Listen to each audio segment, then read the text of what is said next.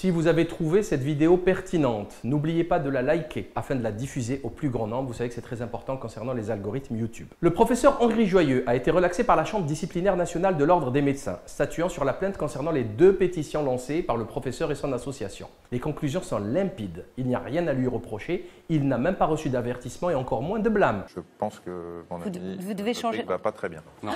Ça va pas? Si vous permettez. D'accord. Excusez-nous. Voilà. Hop, Hop là. Oh. Non, ouais. Excusez-nous, il semble qu'il l'allonger, est si- victime d'un petit malaise.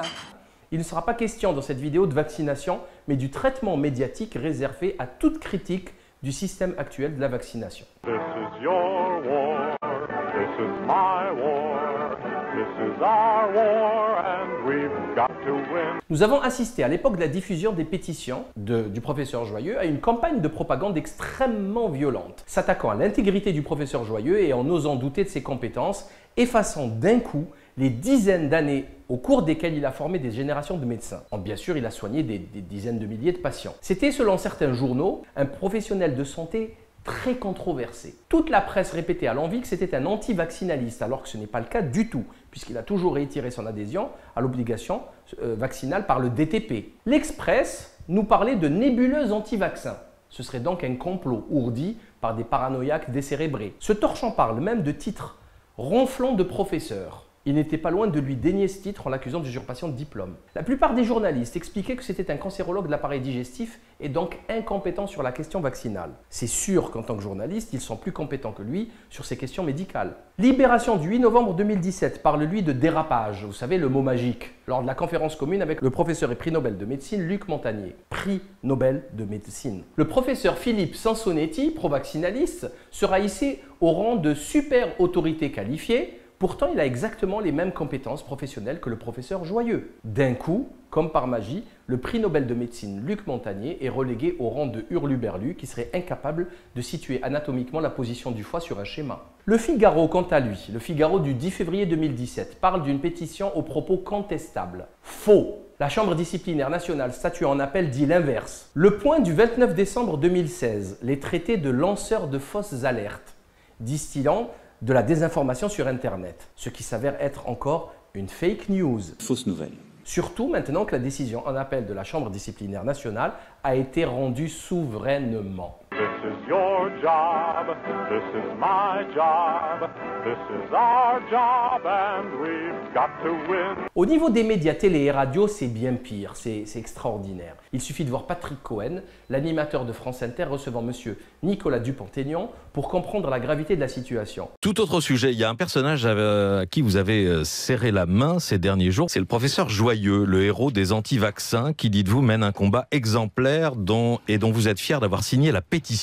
Vous saviez qu'il est interdit d'exercer la médecine? Tel un pitbull enragé, il explique que le professeur Joyeux a été radié alors qu'il était en procédure d'appel et que l'appel, comme vous devez le savoir, est suspensif. Ce qu'il oublie de rappeler, le Patrick Cohen. Non, mais il n'est pas du tout interdit. Il est a une absolument procédure interdit. devant le Conseil de l'Ordre. Il est radié. Et il n'est pas du tout radié. Il est en appel, si je peux terminer. Oui. Avec une arrogance et une suffisance que l'on retrouve aussi chez Michel Simès, Patrick Cohen va expliquer que le professeur Joyeux est un vulgaire cancérologue à la retraite et donc incompétent. Nous avons invité à ce micro des spécialistes sérieux de vaccins. Nous avons fait une émission complète à 8h20 sur ce sujet, non pas avec un ancien cancérologue à la retraite qui ne fait pas un expert en vaccinologie, Nicolas Dupont-Aignan. Mais bien sûr, des experts en vaccinologie payés par les laboratoires pharmaceutiques, on sait comment ça marche. Et je trouve regrettable que vous relayiez des laboratoires pharmaceutiques. Les complots sont partout. Il n'y a pas de complot, il y a simplement le besoin de la liberté.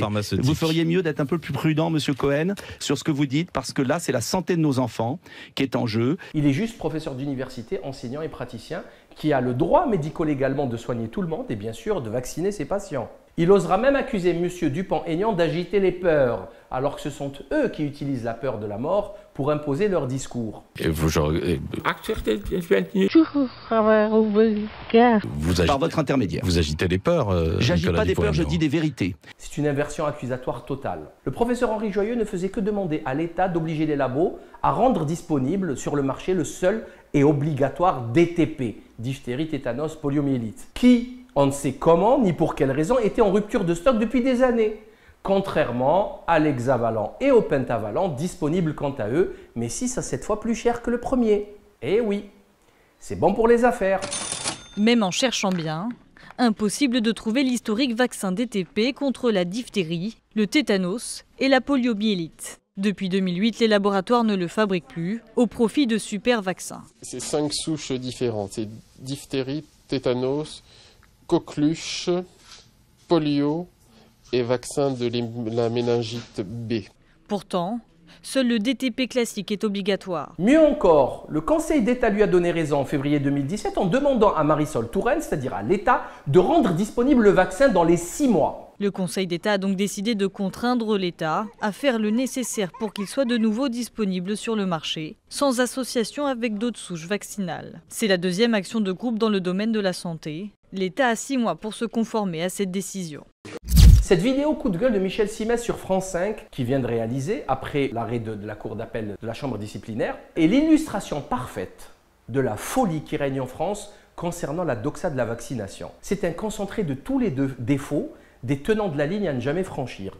Arrogance, certitude, suffisance, jamais de doute. Oui, ainsi donc, Henri Joyeux pourra continuer son œuvre destructrice. Les conclusions de la Chambre disciplinaire de l'Ordre des médecins, qui, allez le comprendre, est indépendante donc de l'Ordre des médecins, comme l'a dit Florian, a annulé sa radiation. Alors, immédiatement après que ce jugement ait été rendu public, vous l'avez entendu également, Henri Joyeux a claironné dans la presse, ça prouve que j'avais raison. Premièrement, Michel Simès, ce médecin très médiatique, qui devrait s'occuper de patients plutôt que de téléspectateurs, est en train de nier une décision judiciaire, ce qui est non seulement une faute grave d'un point de vue déontologique, mais surtout un délit passible de sanctions pénales. Et là, il faut bien tirer un grand coup de chapeau au professeur Henri Joyeux. Effectivement, on ne peut que reconnaître votre victoire. Vous aviez raison.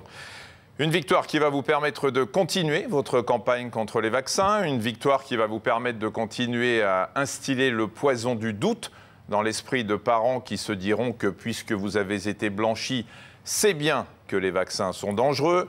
Une victoire pour les médias qui n'ont cessé de vous inviter depuis des années, vous offrant tribune après tribune la possibilité de vous faire passer pour la victime de l'establishment médical et du lobby des labos. Deuxièmement, il ment sur les faits reprochés au professeur Henri Joyeux, qui n'est pas du tout un anti-vaccinaliste. Une victoire enfin pour tous les médecins ou pseudo-médecins pour qui vous êtes un modèle et qui vont maintenant pouvoir brandir cette fameuse liberté d'expression pour dire ce qu'ils pensent, même si c'est contre toute vérité scientifique. Troisièmement, il se rend coupable d'un manque de confraternité évident à l'égard de tous les médecins qui ne partagent pas sa vision de la problématique vaccinale, en ayant l'outrecuidance de leur ôter le titre même de docteur, utilisant pour cela le terme dégradant et irrespectueux de pseudo-médecin. C'est une faute déontologique qui mériterait une plainte devant le Conseil de l'Ordre d'ailleurs. Une plainte dont l'issue ne fait aucun doute étant donné que la Chambre disciplinaire nationale a statué en appel en faveur du professeur Henri Joyeux. À moins que l'autorité de ce médecin cathodique ne soit supérieure à celle de la Chambre disciplinaire nationale. C'est possible, peut-être, on a raté l'information, c'est possible. Mais à ce moment-là, il faudra le dire expressément pour que toutes les plaintes soient adressées à l'avenir à M. Simès afin qu'il puisse les instruire. Dans un autre numéro de son émission sur la santé, diffusée sur le service public France 5, où il recevait la ministre de la Santé Agnès Buzyn, il pointait du doigt l'existence d'un lobby anti-vaccin ultra puissant. Alors vous avez dû lutter contre ce qu'on appelle les anti-vaccins, qui est un lobby très influent sur Internet, qui influence de nombreux Français. On va voir ça avec vous, Emma. Cette affirmation d'ailleurs est du pur complotisme, mais également une fake news. Fausse nouvelle. Car s'il y a bien un lobby puissant, c'est celui de Big Pharma et ses 1000 milliards de dollars de chiffre d'affaires annuel. 1000 milliards de dollars de chiffre d'affaires annuel. 3 fois le budget de la France. Comparé de simples associations citoyennes, disposant de sites internet amateurs, WordPress, pas cher, gratuits, à l'empire Big Pharma relève de la plus pure mauvaise foi. C'est spectaculaire de chutzpah. D'autant que nous n'avons jamais relevé la présence de membres de ces associations dans l'entourage des ministres en tant que conseillers. Une mention spéciale pour les grandes gueules de RMC qui vont inviter le professeur Joyeux en expliquant que ce n'est pas une si bonne idée. Professeur Joyeux, bonjour. Bonjour. Je ne sais pas si on fait bien de vous recevoir parce que vous êtes quand même poursuivi par le Conseil national de l'ordre des médecins pour avoir dénoncé. régional. Le conseil régional, pardon, pour avoir dénoncé la vaccination obligatoire d'été polio, des propos jugés outranciers et dangereux sur la vaccination. Alors que répondez-vous à ces accusations? Est-ce que vous n'êtes pas quelqu'un de dangereux finalement? Si tout fonctionnait convenablement dans ce pays, la déontologie journalistique devrait leur imposer de l'inviter de nouveau pour lui présenter de plates excuses. On peut rêver. Quant à la ministre de la Santé de l'époque, Marisol Touraine, elle expliquait sur France 3 que la vaccination, ça ne se discute pas. C'est un dogme éternel et toute discussion de ce dogme relève du blasphème et exige le bannissement tout aussi éternel. Rappelons que chez Jean-Jacques Bourdin, sur RMC, cette dame, Marisol Touraine, ne savait même pas quels étaient les vaccins obligatoires en France. Il est obligatoire, le DTP. On est bien d'accord. Non, il n'est pas obligatoire. Le DTP n'est pas obligatoire. Il est recommandé. Le BCG, il est recommandé pour la vaccination contre... C'est recommandé. Tétanos, poliomyélite, il n'est pas obligatoire. Donc aujourd'hui... Cela donne une idée précise de ses compétences. N'en déplaise à Madame Touraine, si, la vaccination, ça se discute. C'est l'objet même de l'arrêt de la Chambre disciplinaire nationale. Enfin, comme toujours, cette star du petit écran, M. Simès, va exploiter la peur et recourir au sentimentalisme pour tenter de convaincre les récalcitrants. Un dernier petit mot, j'espère pour vous et vos amis que si dans quelques mois ou quelques années, un enfant venait à mourir des suites d'une infection, on va tous mourir! Parce que ses parents avaient refusé un vaccin à la suite de vos pétitions ou de vos interventions dans les médias, j'espère que ces parents, se sentant responsables, ne vous demanderont pas de rendre des comptes. Parce qu'être médecin, Monsieur Joyeux, c'est être responsable. Le postulat trompeur auquel il nous pousse à adhérer sans réserve aucune consiste à dire que vous n'avez pas le droit de discuter de la dangerosité de l'hydroxyde d'aluminium ou du mercure contenu dans les vaccins étant donné que votre enfant s'expose déjà à une issue fatale. Il va mourir. Qui souhaite voir son enfant mourir d'une maladie quelconque? Absolument personne. Cette technique de propagande grossière contrevient au code de déontologie. Il va récidiver sur France 5 dans C'est à vous, en déclarant qu'il ne lâchera jamais le professeur Joyeux et ceux qui le suivent. Tous ces gens qui font de la désinformation, je ne les lâcherai pas. En somme, une véritable déclaration de guerre. Plus loin dans l'interview, il traitera le professeur Joyeux d'irresponsable, en rappelant qu'il a été radié, et ce avec un mépris extraordinaire. Mais les médias ont plutôt envie de donner la parole à des gens irresponsables parce que c'est toujours mieux quand les trains n'arrivent pas à l'heure et c'est toujours plus spectaculaire de donner la parole au professeur Joyeux qui a été radié du Conseil de l'Ordre des médecins. Et je peux vous assurer que pour se faire radier du Conseil de l'Ordre des médecins, il faut vraiment y aller fort. Au sujet des conflits d'intérêts, la journaliste sur le plateau lui posera la question en ce qui le concerne lui-même. Il ne répondra tout simplement pas, en bottant en touche, faisant semblant de ne pas avoir compris la question. Regardez vous-même. Elle vous dit bonjour, elle vous dit est-ce que vous avez un lien avec l'industrie pharmaceutique? C'est-à-dire que, je l'ai dit un jour sur RTL en souriant, si j'ai croisé quelqu'un hier dans la rue qui travaille dans l'industrie pharmaceutique et que j'ai eu le malheur de croiser son regard, je suis suspect de conflit d'intérêts. Alors vous qui êtes là aujourd'hui? Eh bien, je vous le dis, il y a ces 11 vaccins. Vous imaginez bien que si le ministère de la Santé a demandé à ce que ces 11 vaccins soient obligatoires, c'est qu'on a des études scientifiques qui montrent qu'il y a un intérêt majeur en termes de santé publique. Justement, parlons de conflit d'intérêts. Voici une partie du chapitre 9, To Business, du livre de M. René Chiche, très actif sur Twitter, Enquête sur les mandarins de la médecine, en 2013, qui parle longuement de Michel Simès aux pages 177 à 190. On y apprend d'ailleurs à la page 178 qu'il a participé à un film publicitaire pour Pfizer, un des plus grands labos mondiaux américains, sur les plateaux télé de France 3. L'accusation est très grave puisqu'il est question de l'utilisation de locaux publics à des fins privées. M. Simès ose même déclarer à la page 179 que citer systématiquement les liens d'intérêt avec l'industrie à chaque fois qu'il cite une molécule alourdirait le propos. Ah bon? Ignorerait-il que c'est la loi qui l'exige et non point la légèreté ou la lourdeur du propos? Duralex, sed lex. Ainsi est la loi. On imagine qu'il est moins dilettante et plus respectueux des textes quand il s'apprête à signer des contrats mirobolants à la télé et que plusieurs lectures lui sont nécessaires avant d'apposer son paraphe sur chaque page et sa précieuse signature finale. Vous remarquerez qu'il ne parle quasiment jamais des grands scandales meurtriers de Big Pharma et des manquements des autorités. La fausse épidémie de grippe AH1N1 2009, vous savez, celle qui nous a coûté 2 milliards d'euros, on allait tous mourir.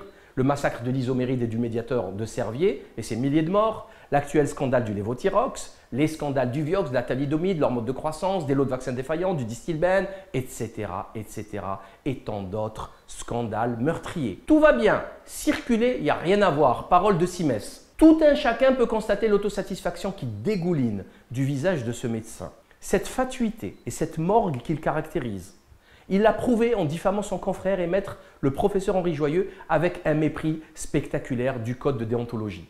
Il le prouve aujourd'hui en récidivant et en piétinant une décision judiciaire, ce qui est totalement illégal, comme vous devez le savoir maintenant. Parce qu'être médecin, monsieur Joyeux, c'est être responsable. Nous pouvons constater d'ailleurs que Michel Simès n'a gardé de l'esprit carabin très puissant que les blagues graveleuses et obscènes dont il est coutumier, mais pas le respect des aînés apparemment.